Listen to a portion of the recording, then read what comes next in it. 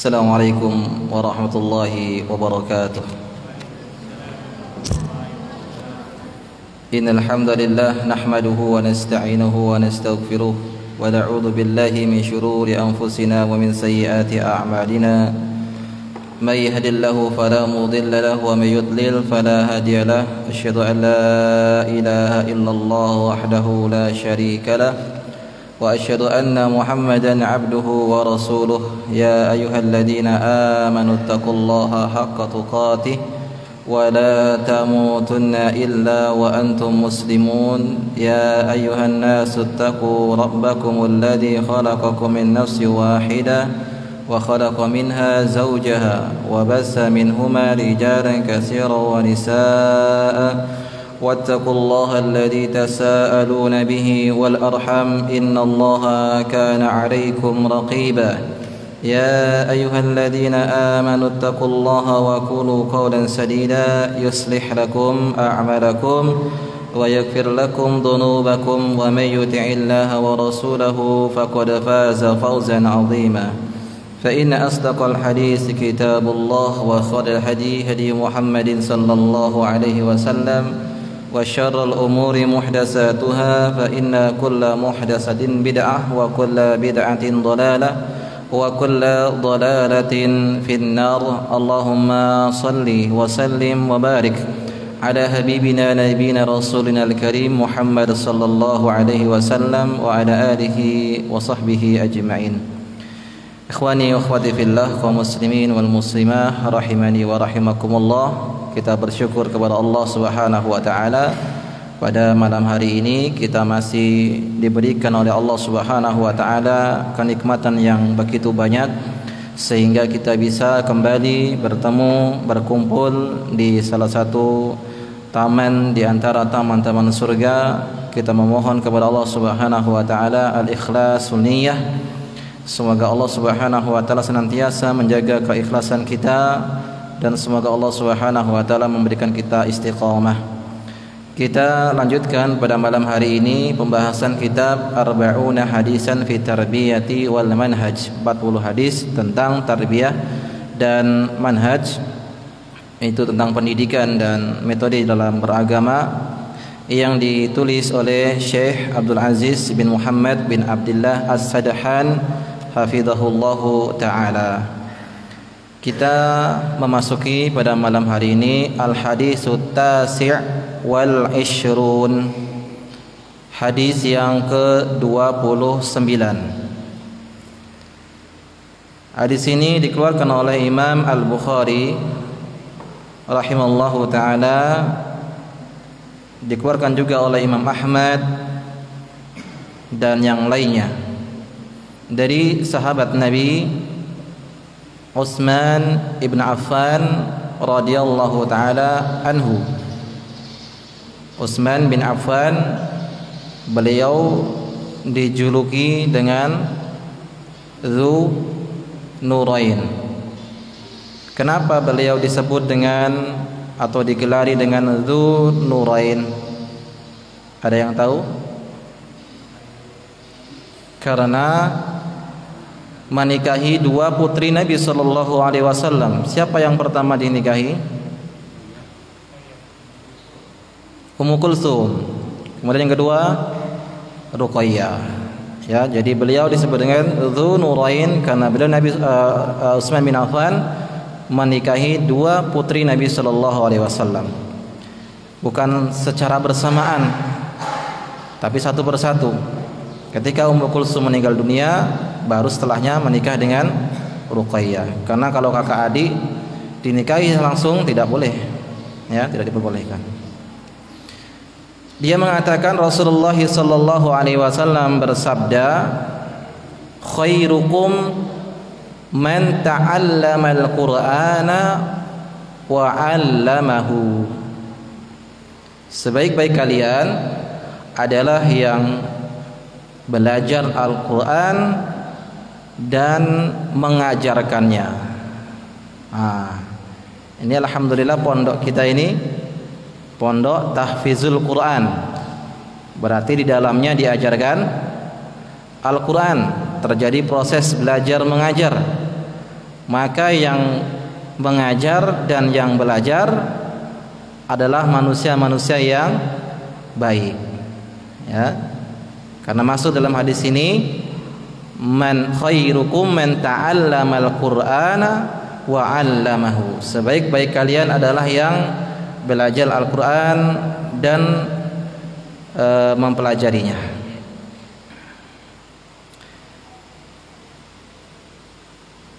Jamaah rahimani wa rahimakumullah,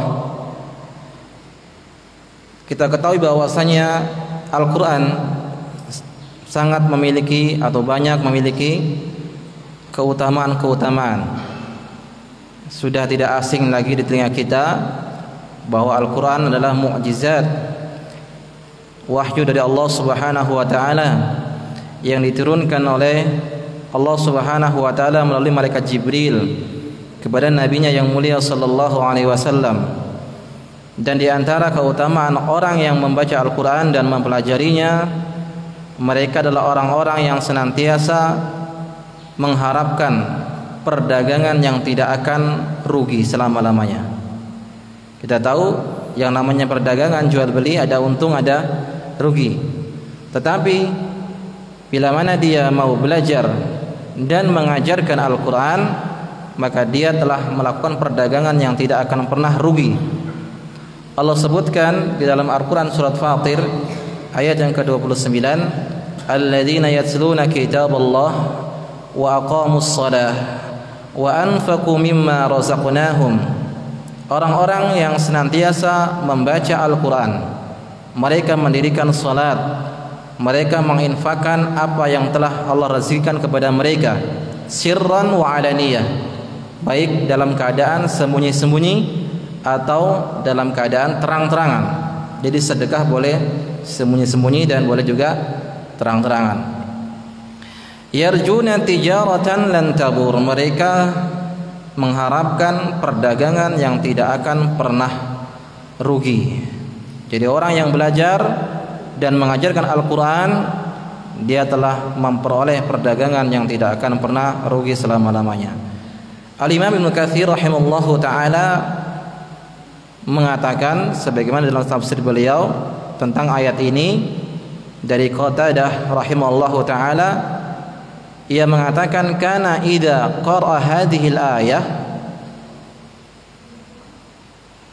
yakni yaqulu hadhi ayatul qurra, mereka apabila membaca ayat ini, surat Fatir ayat yang ke-29 ini, maka mengatakan ini ayat diturunkan tentang itu ayatul qurra, ayat bagi orang yang senantiasa membaca Al-Qur'an, ya. Baik. Kemudian di antara keutamaan membaca Al-Qur'an yang kedua, yaitu adalah satu huruf akan dibalas dengan 10 kebaikan.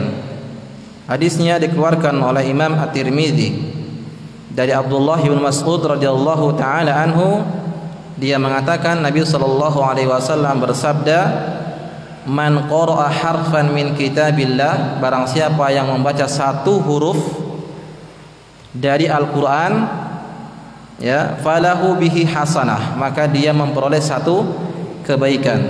Wal hasanatu bi asyri amsalihha, dan satu kebaikan dilipat gandakan menjadi 10. Jadi adik-adik sekarang yang sedang belajar, semangat, jangan loyo, ya.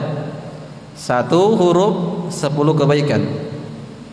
Jadi kebaikan yang mana lagi yang kita inginkan ketika seorang membaca surah Al-Fatihah? Sudah berapa kebaikan? Ya. Saat berapa huruf Al-Fatihah ini? Apalagi kalau dia bisa menghatamkan, apalagi dia sedang menghafal. Menghafal otomatis sedang mengulang-ulang. Satu ayat diulang mungkin 20 kali, mungkin 30 kali, mungkin bisa 50 kali. Berapa kebaikan dia dapatkan? Ya.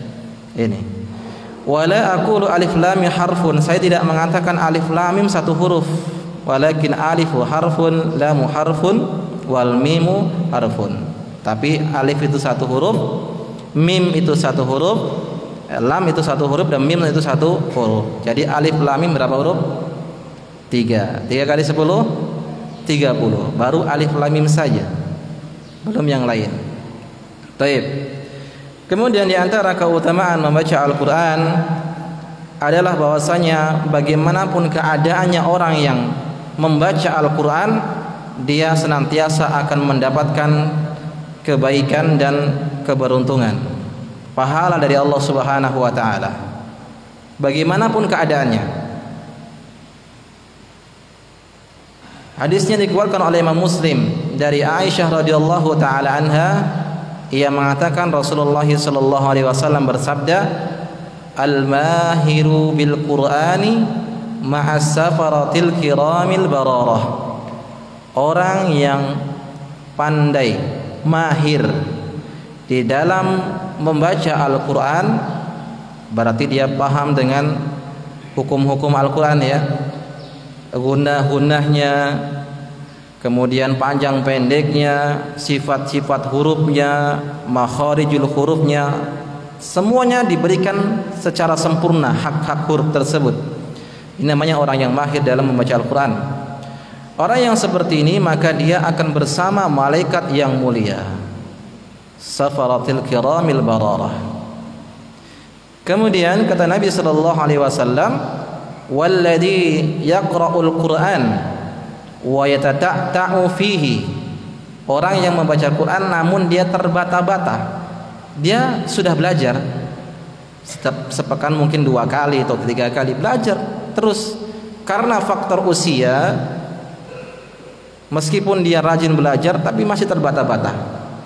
Orang yang seperti ini kata Nabi sallallahu alaihi wasallam, wa huwa syaqun alai, orang ini sulit membacanya, falahu ajran, maka dia memperoleh 2 pahala, pahala belajar dan pahala membaca Al-Quran. Itulah dikatakan apapun keadaannya orang yang membaca Al-Quran adalah dalam kebaikan ya, yang pandai akan bersama malaikat yang mulia. Yang masih terbata-bata dia akan ya mendapatkan 2 pahala. Ini jangan disalahpahami, oh kalau seperti itu biarlah saya terbata-bata saja. Jangan. Ini adalah untuk orang yang belajar. Kalau dia tidak belajar maka dia berdosa. Ya, ini orang yang belajar tetapi masih juga salah. Ya. Masih terbata-bata bacanya. Maka orang seperti ini mendapatkan 2 pahala. Kemudian Al-Quran nanti pada hari kiamat akan memberikan syafaat bagi orang-orang yang senantiasa membacanya. Dikeluarkan oleh Imam Muslim dari Abu Umamah Al-Bahili radhiyallahu ta'ala anhu, Nabi sallallahu alaihi wasallam bersabda, "Iqra'ul Qur'ana fa innahu ya'ti yaumal qiyamah syafi'an li ashabihi." Bacalah Al-Quran karena Al-Quran itu nanti pada hari kiamat akan datang sebagai syafaat bagi orang yang membacanya. Ini jangan diremehkan jamaah sekalian rahimani wa rahimakumullah. Kita tidak tahu dari kebaikan mana nanti yang akan menyelamatkan kita pada hari kiamat. Mungkin dari Al-Quran ya, mungkin dari kebaikan yang lain. Makanya Al-Quran ada di depan mata kita, jangan biarkan berdebu.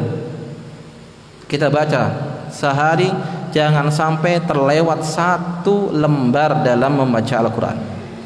Minimal 1 hari. Jangan berlewat waktu 1 jam, 2 jam, 1 hari, 2 hari, sepekan kosong dari membaca Al-Quran. Jangan sama sekali. Ini rugi orang seperti ini, terbuang waktunya sia-sia. Ya. Kemudian kita akan bacakan di sini syarah dari penulis buku ini. Kata beliau, Syekh Abdul Aziz bin Abdullah As-Sadahan hafizallahu taala, hadis ini ada faidahnya, yaitu anna afdhalal ulum ta'allumal Qur'an wa ta'alluma ma'anil Qur'an wal 'amalu bidzalika ilm wa laisa al-hifdzul mujarrad min fahmil ma'ani.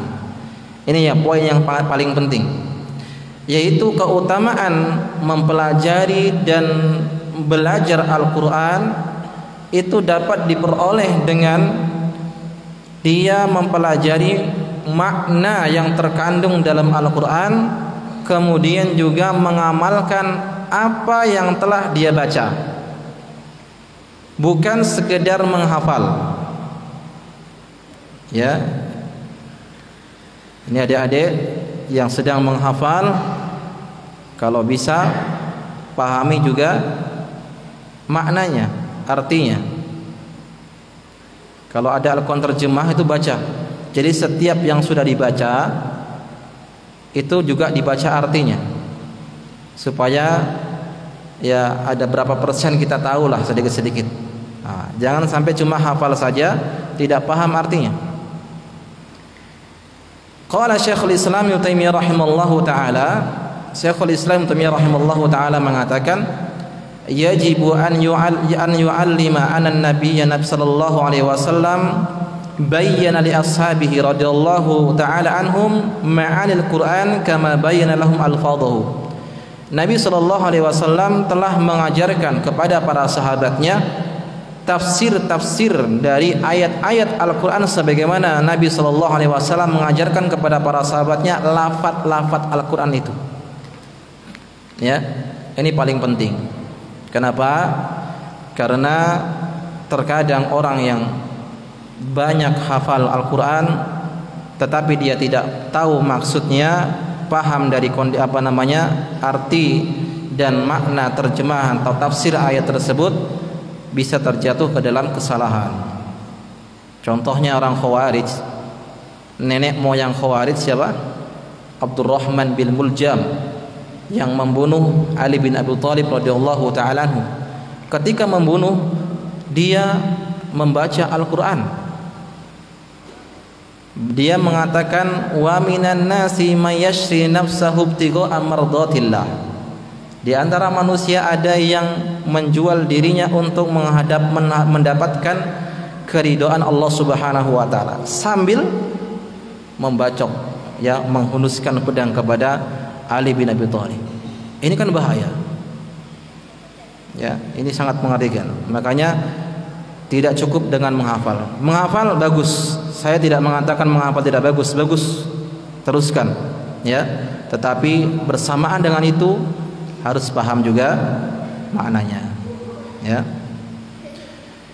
Kemudian dalil yang menunjukkan akan pentingnya kita memahami dan mengamalkan isi Al-Quran, yaitu adalah sebagaimana Nabi sallallahu alaihi wasallam atau mereka para sahabat seperti Utsman bin Affan, Abdullah ibnu Mas'ud radhiyallahu taala anhuma, dia mengatakan kanu idza ta'allamul Qur'an minan Nabi sallallahu alaihi wasallam 10 ayatin.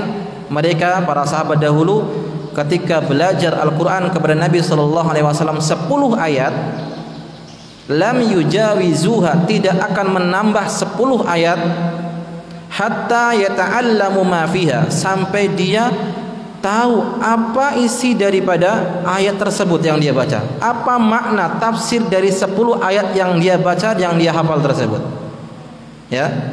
Setelah itu nggak cukup mengetahui minal ilmi wal amal, dari kandungan-kandungan ayat-ayat tersebut, ya, belajar cara membacanya, belajar juga maknanya, dan juga mengamalkan. Coba bayangkan 10 ayat para sahabat mempelajari Al-Quran, membacanya, mengetahui tafsirnya, mengamalkannya, baru setelah itu ditambah, ya.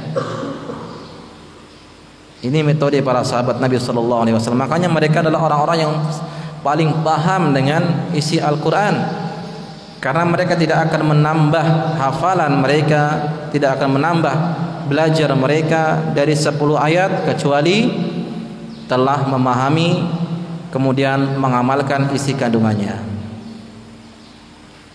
Mereka mengatakan fata'allamna al-Qur'ana wal ilma wal amala jami'an, maka kami belajar Al-Qur'an kemudian mempelajarinya serta mengamalkan secara bersamaan, ya. Ini yang paling penting, ya. Baik.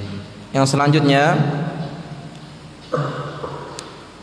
anna khairiyah muallimul Quran wa muta'allimahu laysat maksuratan ala halin duna hal. Kebaikan dari orang yang belajar dan mengajarkan Al-Quran tidak terbatas di suatu tempat saja, tidak terbatas di suatu zaman saja.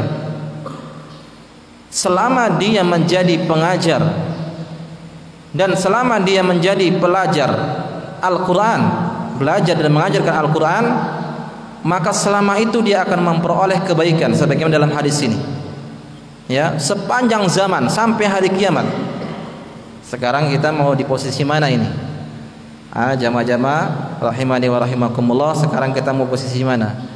Kalau seandainya kita tidak bisa menjadi pengajar, minimal kita menjadi pelajar, ya, belajar Al-Quran, sehingga kita termasuk ke dalam sebaik-baik di antara kalian.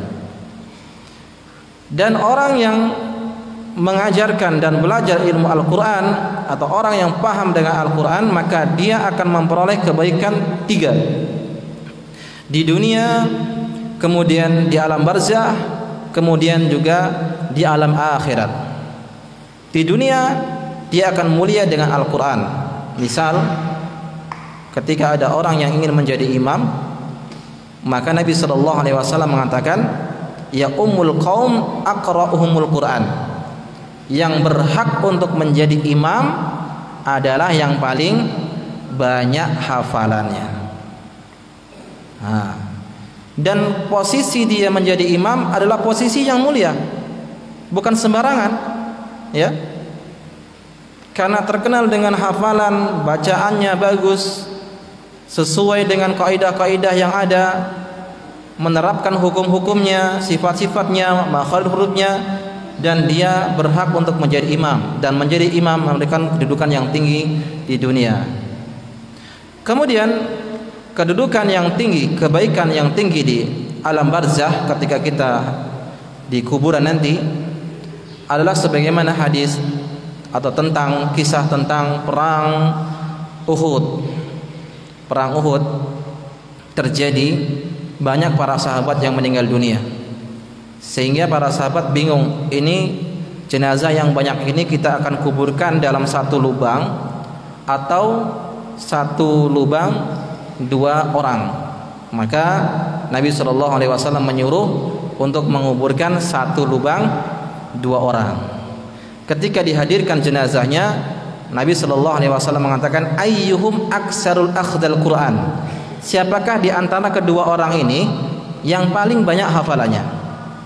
Jika para sahabat menunjukkan, oh ini yang paling banyak, maka didahulukan yang paling banyak.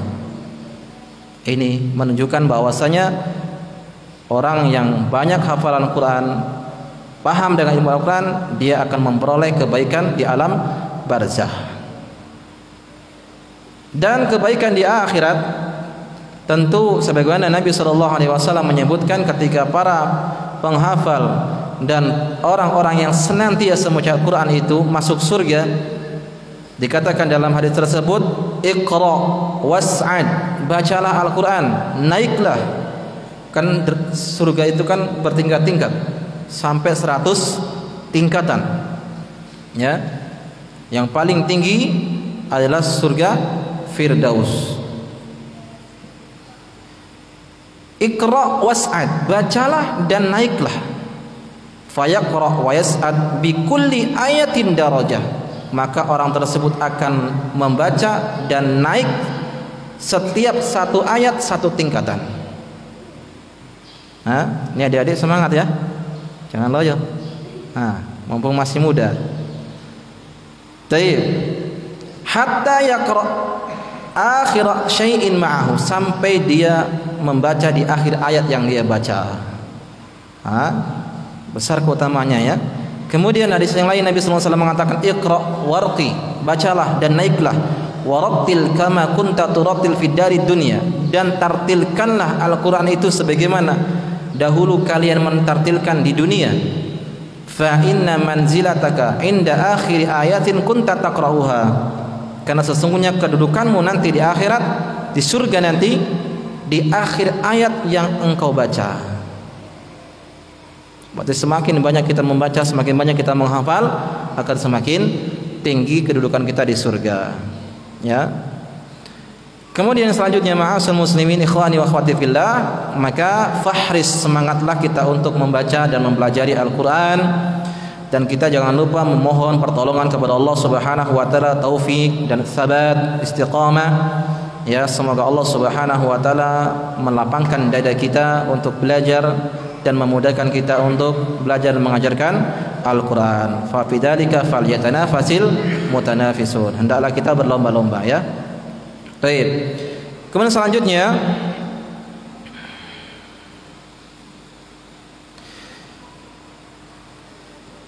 anna min samarati tilkal khairiyah, di antara buah kebaikan dari mempelajari Al-Quran, menghafal Al-Quran adalah kita mudah untuk berdalil dengan Al-Quran ya, karena orang kalau sudah hafal atau rajin dia membaca, dia akan tahu ayat tentang sholat, oh ayat sini, ayat tentang sabar, oh ada di sini, ayat tentang larangan menyekutukan Allah, oh ada di sini. Dia tahu, mudah baginya untuk berdalil ya, tidak sebagaimana orang yang tidak mengetahui atau orang yang tidak mau belajar, bingung dia cari-cari.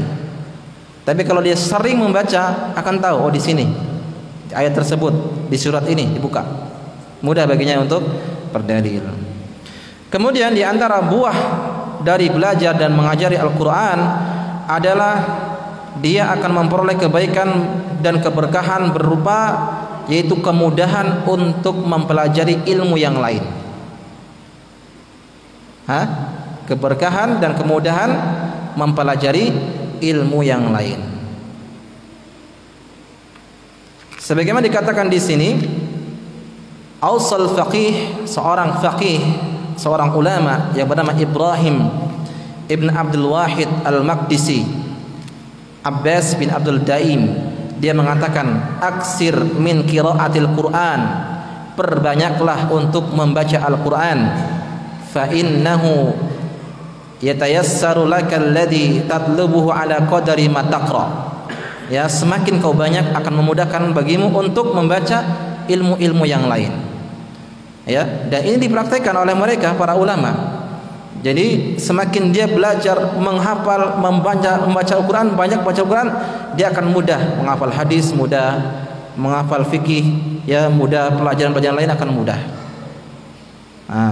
Di sini 30 juz dia bisa menghafal, maka untuk pelajaran yang lain insyaallah mudah. Ya, coba saja. Kuncinya supaya mudah untuk belajar ilmu yang lain, Al-Qur'annya dikuatkan hafalannya. Ya, baik. Kemudian yang selanjutnya, perkataan Nabi sallallahu alaihi wasallam, ta'allumul Qur'an wa 'allamahu. Belajar Al-Qur'an dan mengajarkannya. Di sini ada faedah, itu as-sabru wal musabarah lil muallim wal muta'allim. Harus ada kesabaran bagi guru dan murid yang belajar. Ya, terkadang ada guru yang super galak, ya, salah satu huruf saja sudah habis dimaki-maki. Sabar. Pernah nggak begitu kan? Enggak ya? Mungkin di sini gurunya baik-baik. Nanti kalau jumpa guru yang agak killer, salah hafalan, langsung marah gurunya. Sabar ya. Seorang guru juga demikian.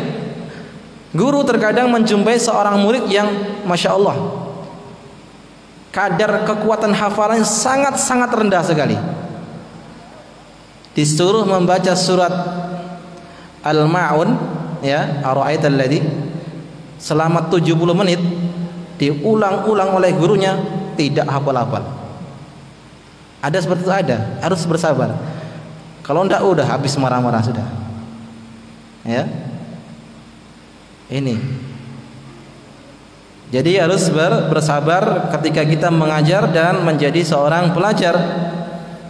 Karena kalau tidak sabar, maka kita akan terus menerus dalam keadaan kebodohan, ya. Baik, yang selanjutnya di antara faedah yang ada dalam hadis tersebut, fadlu majalisi ta'limil Quran, yaitu keutamaan majelis yang di dalamnya diajarkan Al-Quran. Sebagaimana Nabi SAW bersabda, majtama'a qaumun fi baitin min buyutillahi yatluna kitaballah wa yatadarasunahu bainahum illa nazalat alaihimus sakinah wa ghashyathumur rahmah wa khaffathumul malaikah wa dzakarahumullahu fi man indah. Tidaklah suatu kaum yang berkumpul di salah satu rumah di antara rumah Allah Subhanahu wa taala kecuali ya dia belajar mengajarkan Al-Qur'an kecuali akan turun kepadanya as-sakinah, ketenangan. Maka ketenangan jamaah rahimani wa rahimakumullah itu dapat diperoleh di dalam majelis ilmu. Ya. Bukan di hiburan-hiburan bola misalnya ya atau yang lainnya, tidak. Terkadang kita itu ingin refreshing ya, mungkin ke taman apa gitu, ternyata enggak juga tenang, malah melihat orang lalu lalang bikin pening kepala. Apalagi banyak orang jual-jualan bunyi-bunyi es krim itu kan, udah pening sudah kepala ini. Tapi kalau kita datang ke majelis ilmu, mendengarkan Al-Quran, qala Allah wa qala Rasul, hati kita tenang, ingat akhirat, takut kepada Allah Subhanahu wa taala. Jadi ketenangan itu akan kita dapatkan di dalam majelis ilmu. Sungguh salah bila dia mencari ketenangan di hiburan-hiburan, ya, diskotik, minuman keras, rokok atau yang lainnya. Salah, sangat salah besar. Kemudian wa khasyathumur rahmah, rahmat Allah Subhanahu wa taala akan menyelimuti mereka para penuntut ilmu dan orang-orang yang senantiasa belajar dan mengajarkan ilmu. Jadi majlisnya turun rahmat Allah Subhanahu wa taala. Wa hafathumul malaikah, dan para malaikat pun mengepakkan sayap-sayapnya. Dan ini juga hadis menunjukkan bahwasanya malaikat itu memiliki sayap. Ya. Disebutkan bahwasanya sayap malaikat itu, malaikat Jibril, dari ujung timur sampai ujung barat bumi. Itu besarnya malaikat, bagaimana besarnya Allah Subhanahu wa taala. Makanya Allahu Akbar.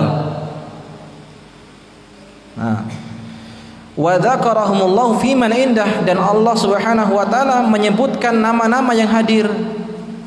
Si fulan hadir disebutkan. Berbangga-bangga Allah Subhanahu wa taala di hadapan para malaikatnya di penduduk langit. Si fulan hadir disebut. Ya, si fulana hadir disebutkan oleh Allah Subhanahu wa taala. Namanya tidak asing lagi nanti ketika dia meninggal dunia. Jenazah siapa ini? Si fulan. Oh, si fulan yang dahulu suka datang ke majelis ilmu. Tidak asing lagi nanti di akhirat ketika dia meninggal dunia. Makanya di antara perjalanan ruh seorang itu meninggal dunia, kan nanti dia akan datang malaikat, setelah itu dicabutnya ruhnya dan akan dibawa ke langit. Ya, penduduk langit akan mengatakan, jenazah siapa ini? Kok baunya sangat harum sekali? Fulan bin Fulan, Fulan bin Fulan, disebutkan namanya. Terkenal di penduduk langit. Ya, jadi rajin-rajinlah kita untuk menghadiri majelis ilmu. Kemudian faedah yang selanjutnya, anna ta'allamul Qur'an wa ta'limahu fil masajid mimma tawatur alaihi amal muslimin jilan ba'da jil. Belajar dan mengajarkan Al-Quran itu hendaknya di masjid, sebagaimana ini dilakukan oleh dahulu, zaman dahulu sampai saat ini. Para sahabat belajar Al-Quran bersama Nabi SAW di masjid. Kemudian setelahnya juga demikian sampai saat ini, maka belajar Al-Quran yang paling utama adalah di dalam masjid. Ya. Baik, ini faedah tentang hadis yang ke-29, yaitu khairukum man ta'allama al-Qur'an wa 'allamahu. Sebaik-baik kalian adalah yang belajar Al-Qur'an dan mengajarkannya. Nah, jamaah rahimani wa rahimakumullah, ikhwani akhwati fillah, hadis yang lafadznya khairukum itu sangat banyak sekali. Ada seorang ulama menulis buku ya tentang arba'una hadisan fil khairiyah, 40 hadis tentang yang ada lafadz khairnya. Seperti misalnya khairus sufufir rijal awwaluha, sebaik-baik safnya laki-laki yang paling depan. Wasyarru akhiruha, dan seburuk-buruk saf laki-laki yang paling belakang. Jadi antum kalau misalnya berjamaah dengan kaum muslimin, segera ke depan ya. Jangan silakan Pak maju ke depan. Ini kesempatan yang baik, memberikan kesempatan. Kalau dalam hal ini tidak seperti itu. Kalau dalam ini fal yatanafasil mutanafisun, segera. Tidak baik, ini baik yang salah kalau seperti ini ya. Monggo Pak, silakan ke depan. Ini baik yang salah, keliru. Harusnya segera dirinya ke depan. Karena sebaik-baik saf laki-laki adalah yang paling depan. Sebaliknya yang perempuan, yang paling baik adalah yang paling belakang, jauh dari laki-laki. Dan yang paling buruk adalah yang paling depan, yang dekat dengan laki-laki. Nah, kemudian juga ada hadis yang mengatakan khairul kalami arba'un, sebaik-baik ucapan ada 4, yaitu subhanallah walhamdulillah wa la ilaha illallah wallahu akbar. Ada juga hadis yang mengatakan khairu asma'ikum, sebaik-baik nama kalian adalah Abdullah wa Abdurrahman wal Haris. Wah, Haris namanya terbaik juga ya. Iya, Masya Allah. Ini jadi ada lafaz dari bentuk khair. Kemudian juga ada khairud doa yaumul Arafah, sebaik-baik doa yang dipanjatkan adalah doa yang dipanjatkan pada hari Arafah, ya. Ada juga hadis yang mengatakan khairur rizqi al-kafaf, sebaik-baik rezeki adalah merasa cukup, qanaah. Ya, ternyata bukan hanya yang khairukum aja dalam mengajarkan Quran, tapi ada hadis-hadis yang lain ya. Kemudian juga khairun nasi anfa'uhum linnas, sebaik-baik manusia adalah yang paling bermanfaat untuk manusia. Juga ada hadis yang lain khairun nisa'i allati tasurruhu idza nadhar, sebaik-baik wanita adalah yang menggembirakan apabila dipandang, wa tuti'u idza amar, selalu mentaati apabila diperintah.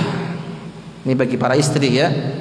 Jadi baik, menyenangkan ketika dipandang itu bukan hanya tampilan, bukan hanya wajahnya menawan, bukan. Ketika dilihat, dipanggil oleh suaminya, dia menghadapi dengan wajah yang berseri-seri, bukan dengan wajah yang cemberut. Ketika diperintah oleh suaminya, dia segera mentaatinya.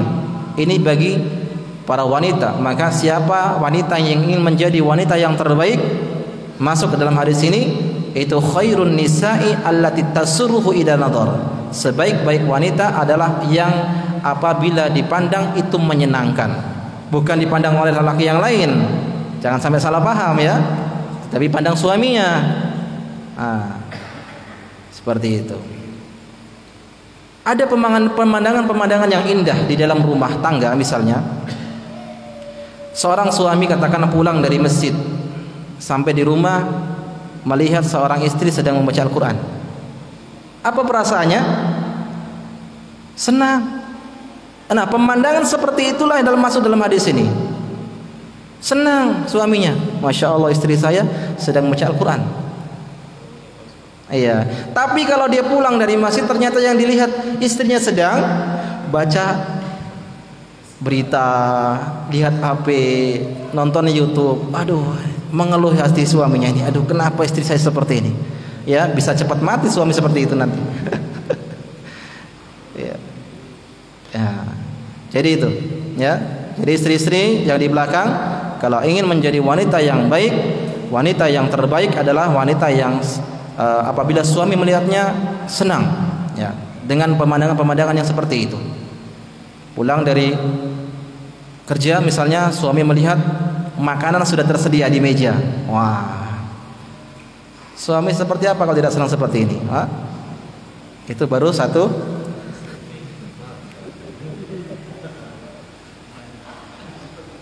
Taib.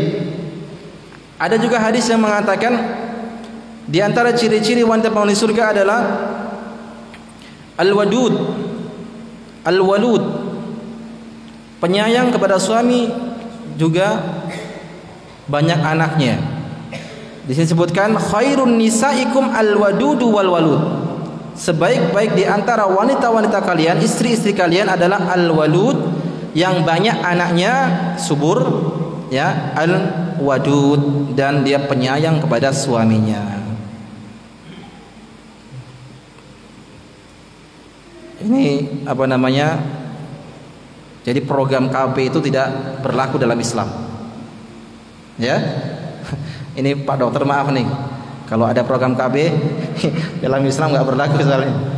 Karena sebaik-baik wanita adalah yang banyak anak dan yang penyayang kepada suaminya. Karena Nabi SAW akan membanggakan nanti umatnya pada hari kiamat dengan jumlah yang begitu banyak. Ya.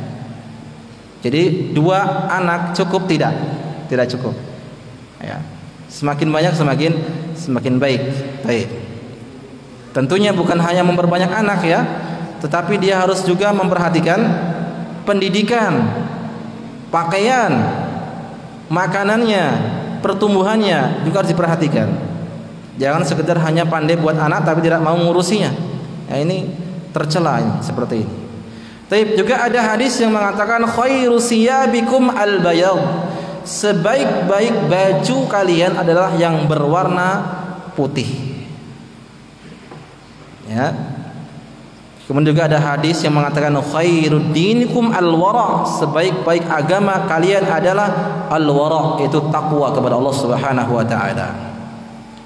Ada juga hadis yang mengatakan khairun nasi man tala umruhu wa hasuna amaluhu. Sebaik-baik kalian adalah yang panjang umurnya dan baik pula amalannya. Ada hadis yang mengatakan khairukum li ahlihi. Sebaik-baik kalian adalah yang paling baik dengan keluarganya. Wa ana khairukum li ahli. Kata Nabi, saya adalah orang yang paling baik dengan keluarganya.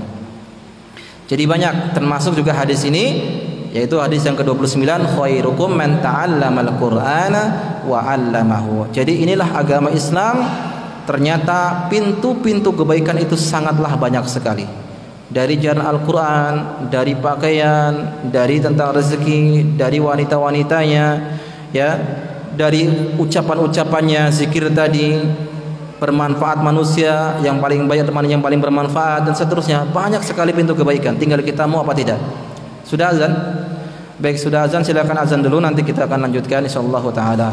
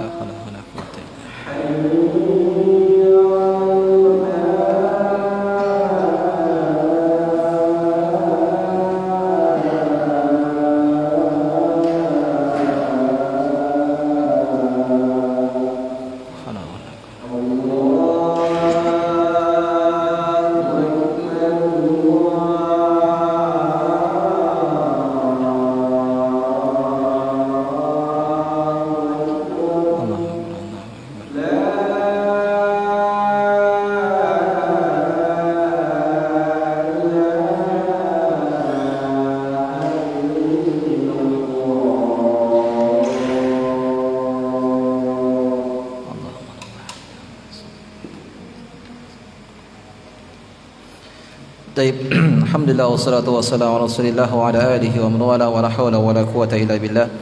Jamaah rahimani wa rahimakumullah, ikhwani wa akhwati fillah, kaum muslimin wal muslimat.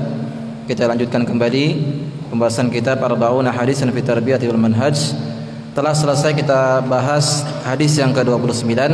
Kita memasuki hadis yang selanjutnya, al-hadisu ats-tsalasun, hadis yang ke-30. Hadis ini dikeluarkan oleh Imam Ahmad, At-Tirmizi, At-Tabrani dan yang lainnya.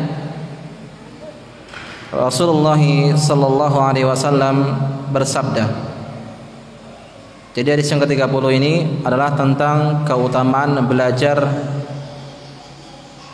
dan mengajarkan hadis. Kalau yang ke-29 keutamaan belajar dan mengajarkan Al-Qur'an. Jadi yang ke-30 insyaallah ini adalah keutamaan tentang belajar dan mengajarkan hadis. Rasulullah sallallahu alaihi wasallam bersabda, nadarallahu 'abdan, semoga Allah Subhanahu wa taala mencerahkan seorang hamba, sami'a maqalati, dia mendengarkan perkataanku, fawa'aha, lalu memahaminya, wa hafidhaha, lalu menghafalnya, summa addaha ila man lam yasma'ha, kemudian menyampaikan kepada orang yang belum mendengarnya. Ya, semoga Allah Subhanahu wa taala mencerahkan wajah seorang hamba yang mendengar hadis dariku, perkataanku, kata Nabi sallallahu, kemudian berusaha memahaminya, kemudian dia menghafalnya dan juga menyampaikan kepada orang yang belum mendengarnya. Farubba hamili fiqhin ghairu faqih, betapa banyak orang menyampaikan suatu hadis dia tidak paham tentang isinya. Wa rubba hamilu fiqhin ila man huwa afqahu minhu, betapa banyak orang menyampaikan ilmu kepada orang yang lebih berilmu. Ada orang seperti itu ya, menyampaikan ilmu kepada orang yang lebih berilmu. Nabi mengatakan salasun la yughillu alaihinna qalbu imri'in muslim. Ada 3 perangai yang tidak menjadikan hati seorang muslim dengki, iri, hasad. 3 perangai yang tidak menjadikan hati seorang muslim dengki, iri, hasad, yaitu yang pertama ikhlasul amalu lillah, mengikhlaskan amal karena Allah Subhanahu wa taala. Yang kedua wa nushul li a'immatil muslimin, menasihati pemimpin kaum muslimin. Dan yang ketiga waluzumu jama'atahum waluzumu jama'atihim, yaitu senantiasa bersama jamaah kaum muslimin. Fa inna da'watahum tuhitu min waraihim, karena doanya kaum muslimin menyelimuti mereka. Baik. Hadis yang ke-30 ini adalah tentang bagaimana kita harus senantiasa berusaha bersemangat untuk belajar dan mengamalkan hadis Nabi sallallahu alaihi wasallam. Di sini ada faedahnya. Yang pertama, perkataan Nabi sallallahu alaihi wasallam, sami'a maqalati, orang yang mendengar ucapanku, yaitu at-tasabbutu min sihhati ma yunsabu ila nabi. Hendaknya kita semuanya wajib untuk teliti dalam menyampaikan satu hadis yang dinisbatkan kepada Nabi sallallahu alaihi wasallam. Kita semuanya harus teliti dalam menyampaikan hadis yang kita nisbatkan kepada Nabi sallallahu alaihi wasallam. Jangan sampai kita menyampaikan hadis ternyata hadisnya adalah dhaif atau maudhu, hadis palsu. Misal, ya utlubul ilma walau bisin, tuntutlah ilmu sampai ke negeri Cina, kata. Ini Syekh Al-Albani rahimahullahu taala mengatakan la aslalahu, tidak ada asal usulnya sama sekali. Perawinya sama sekali tidak ada. Kalau hadis dhaif ada, misalnya perawinya akhbarani fulan bin fulan dan fulan sampai kemudian ada yang terputus salah satu perawinya sehingga dhaif, atau perawi tersebut lemah, ya, hafalannya tidak kuat, atau dia kadzab, pendusta, atau matruk, ditinggalkan oleh ulama yang lain, ini bisa jadi dhaif. Nah, kalau hadis ini utlubul ilma walau bisin la aslalahu, enggak ada asal-usul sama sekali. Jadi bukan hadis seperti itu. Lalu orang mengatakan ini hadis. Hati, ya. Demikian pula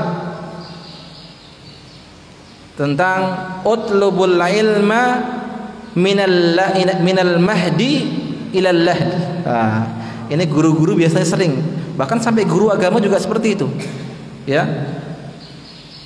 Sampai guru agama seperti itu, ya, mengatakan kita harus semangat belajar ilmu.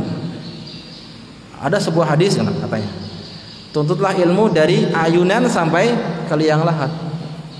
Padahal ini bukanlah satu hadis yang disandarkan kepada Nabi SAW. Kalau secara makna betul kita harus semangat belajar, tetapi kita menisbatkan ini perkataan Nabi, ini salah. Ya, baik. Banyak yang lain seperti misalnya an-nadhafatu minal iman, kebersihan adalah sebagian daripada keimanan. Padahal yang betul adalah at-tuhuru syatrul iman, kesucian bagian daripada keimanan. Karena konsekuensi dari mengatakan kebersihan sebagian daripada iman, orang-orang kafir ternyata bersih-bersih mereka, negaranya wah luar biasa, ya, bersih-bersih. Apakah ketika mereka bersih itu dikatakan mereka punya iman? Tidak, ya, seperti itu, ya. Baik. Maka kita harus tasabbut, teliti dalam menyampaikan sebuah hadis, jangan asal-asalan. Banyak hadis tentang puasa misalnya, tidurnya orang yang berpuasa adalah ibadah. Wah, jadi kalau seperti itu tidur saja puasanya. Banyak sekali hadis-hadis palsu tentang puasa, tentang bulan Rajab, tentang bulan Safar, di akhir bulan Safar itu Rebawakasan dan seterusnya, ya. Banyak sekali hadis-hadis yang palsu. Makanya hati-hati dalam menyampaikan sebuah hadis, teliti dulu kebenarannya. Kisah yang sangat masyhur, ada seorang yang bernama Umar bin Khattab, yaitu khalifah, pemimpin kaum muslimin. Beliau suatu hari ditetangi oleh seorang sahabat, diketuk pintunya. Pertama enggak keluar, ucapan salam yang kedua enggak dibuka juga, sampai ketiga enggak dibuka juga. Akhirnya orang tersebut kembali pulang. Padahal Umar tahu, akhirnya dikejar sama Umar bin Khattab radhiyallahu anhu, dikatakan, kenapa engkau segera pulang? Kenapa tidak ketuk lagi sampai saya keluar? Maka dia mengatakan, saya mendengar dari Nabi sallallahu alaihi wasallam, idza sta'dana ahadukum salasan falam yu'dan lahu falyarji'. Kalau salah seorang di antara kalian mengetuk pintu 3 kali, ucapan salam 3 kali tidak dibukakan, pulang. Maka Umar belum yakin, datangkan saksi kepada saya tentang hadis yang keucapkan dari Nabi sallallahu alaihi wasallam. Lihat bagaimana seorang sahabat teliti, ya. Seperti ini. Bukankah kita dalam misalnya skripsi, dalam karya-karya ilmiah juga harus teliti, ya. Enggak boleh salah sama sekali. Ini dari mana nih? Jangan-jangan ini ngarang. Siapa yang menulisnya? Dari mana bukunya? Ini seperti itu. Jadi ilmiah. Ini agama kita bukan agama ikut-ikutan saja. Ya, orang bilang A ikut A, orang bilang B ikut B, tidak. Tapi kita harus berdasarkan dengan dalil yang sesuai, yang jelas, yang sahih. Taib. Yang selanjutnya, perkataan Nabi SAW, fa wa'aha wa hafidhaha. Orang yang akan mendapatkan kemuliaan tadi, dia berusaha untuk menghafal, memahaminya. Maka di sini adalah at-tasabbutu minal murad bil kalamin Nabi sallallahu alaihi wasallam min khilalil nadhari fi kalamil rasikhina min ahli ilmi. Itu orang tersebut akan mendapatkan kebaikan dan cahaya dari menghafal hadis kalau dia juga paham maknanya dan dia pahami itu dari penjelasan para ulama. Ya. Karena di antara sumber kesesatan umat Islam ini kalau dia salah dalam memahami dalil. ya, adanya kelompok Khawarij, Qadariyah, Jahmiyah dan seterusnya itu karena salah dalam memahami dalil. Disebutkan oleh Imam Ibn Abil Is Al-Hanafi rahimahullahu taala dalam syarah Aqidah Thahawiyah, beliau mengatakan bal su'ul fahmi 'anillahi wa rasulihi mansya'u kulla bid'atin wa dhalalatin hadhil ummah. Sumber kesesatan ya adalah dari gagal paham dalam memahami dalil Al-Quran ataupun hadis Nabi SAW, merupakan sumber dari bid'ah, munculnya bid'ah dan munculnya kesesatan umat ini. Tadi contohnya Khawarij dan seterusnya, salah dalam memahami dalil Al-Quran, menganggap semua yang tidak berhukum dengan hukum Allah langsung dikafirkan, halal darahnya. Atau ada suatu kelompok yang menisbahkan kepada Islam, dia harus baiat ya. Kalau tidak baiat maka dia bukan dari kelompoknya dan dia kafir. Atau ketika masuk masjidnya dia harus dipel, karena menurut dia jamaahnya lah jamaah kelompok dia. Salah dalam memahami hadis Nabi SAW. Pada Nabi mengatakan man faraqa jama'ata shibran mata mitatan jahiliyah. Barang siapa yang keluar dari jamaah satu jengkal saja, maka dia meninggal nanti dalam keadaan seperti matinya orang-orang jahiliyah.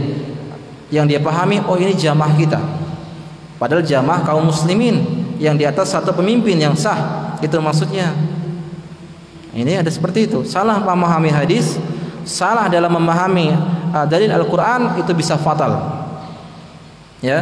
Ada seorang yang bernama Mirza Ghulam Ahmad, pendiri tokoh Ahmadiyah. Dia membaca Al-Quran ya. Ya Bani Israil, ya Bani Israil, dalam surah As-Saff itu. Siapa yang apa? Lupa saya. Dalam surah As-Saff. Wa idh qala Isa ibn Maryam ya Bani Israil inni Rasulullah ilaikum musaddiqan lima baina yadayya minat Taurat wa mubasysyiran bi rasulin ya'ti min ba'di ismuhu Ahmad. Yang akan datang nanti di akhir zaman, terdapat dalam kitab Taurat seorang nabi yang bernama Ahmad. Nah, Mirza Ghulam Ahmad ini baca, "Oh, nama saya ada di sini." Oh, berarti ini nabi terakhir. Nah, itu bahaya kan? Nah, jadi munculnya kesesatan itu dari salah dalam memahami dalil. Taib. Yang selanjutnya, anal intifa'u bi ilmi wa tahsilil ajri la yakunu illa bil amali bima alima. Seorang itu akan mendapatkan kebaikan dalam mempelajari hadis selama dia mau mempelajari dan mengamalkannya. Jadi kita memohon kepada Allah Subhanahu wa taala agar kita berusaha untuk mengamalkan ya. Makanya orang-orang Yahud, mereka itu terlaknat. Kenapa sebabnya? Karena mereka itu tahu ilmunya tapi tidak mau beramal. Mereka tahu namanya Muhammad SAW ada dalam kitab Taurat, ciri-cirinya jelas. Mereka mengetahui Nabi SAW sebagaimana mengetahui anaknya sendiri, tapi tidak mau beriman ya. Makanya mereka itu terlaknat. Maka hati-hati juga, kita sudah mempelajari ilmu, tidak mau berusaha untuk mengamalkannya, bahkan kita menerjangnya, naudzubillah summa naudzubillah, akan mendatangkan laknat Allah Subhanahu wa taala. Yang selanjutnya, summa addaha ila man lam yasma'ha, kemudian berusaha untuk menyampaikan kepada orang yang belum mendengarnya. Ini ada faedah fadilatut tablighil ilm, keutamaan untuk menyebarkan ilmu. Antum bisa saja menyebarkan ilmu, memanfaatkan ilmu, silakan di media sosial, sebarkan ilmu sebanyak-banyaknya ya. Tapi jangan salah paham. Ini sebagian orang salah paham, baru belajar 3 hari 2 hari langsung keluar sampai ke penjuru dunia sana. Tujuannya untuk ayo ajak manusia untuk jalan Allah Subhanahu wa taala. Betul, mengajak manusia ke jalan Allah, tapi dengan apa? Dengan ilmu. Ud'u ila Allahi ala basiratin. Berdoa ya, seru kepada Allah Subhanahu wa taala dengan di atas ilmu, ala basirah. Bukan asal-asalan. Oh Ustaz, tapi kan Nabi mengatakan balighu anni walau ayah, sampaikan meskipun 1 ayat. Emang antum sudah paham ayat tersebut disampaikan? Ya, jangan-jangan cuma baca terjemahan saja. Hadis-hadisnya pun tidak tahu, hadis yang dhaif kah, yang hasan kan, yang mau tuh enggak peduli. Yang penting baca saja hadisnya. Kalau seperti ini rusak agama. Ya, tidak boleh sembarangan. Semangat menyebarkan ilmu itu penting, tapi mengetahui kebenaran itu jauh lebih penting. Memahami yang disampaikan itu juga jauh lebih penting. Baik. Farubba hamili fiqhin ghairu faqih. Betapa banyak orang yang menyampaikan hadis ternyata dia tidak mengetahui hadis tersebut, tidak memahami hadis yang dia sampaikan. Ada faedah di sini, yaitu anna mujarradul hifdzil nusus la yuhawwilu liman hafidha an yuftan nas. Hanya sekedar hafal dalil Al-Qur'an ataupun hadis, jangan langsung dia menjadi orang yang berfatwa. Tidak ya. Ini baru hafal juz 30, sudah berani berfatwa. Baru bisa bahasa Arab, anak antum anti sudah buka kajian misalnya. Repot seperti ini. Ini ngeri. Nggak boleh ya, nggak boleh sembarangan. Ilmu itu ada pertanggungjawabannya nanti di akhirat, ditanya. Taib. Wa rubba hamili fiqhin ila man huwa afqahu minhu. Betapa banyak orang yang menyampaikan suatu ilmu kepada yang lebih berilmu. Kemudian selanjutnya al-ikhlasul amal lillah. Ini penting. Ikhlas beramal adalah suatu pondasi dalam setiap amal kita. Ibarat sebuah bangunan, maka ikhlas itu adalah paling bawah pondasinya. Yang memurnikan ibadah karena Allah Subhanahu wa taala. Dia beribadah karena Allah.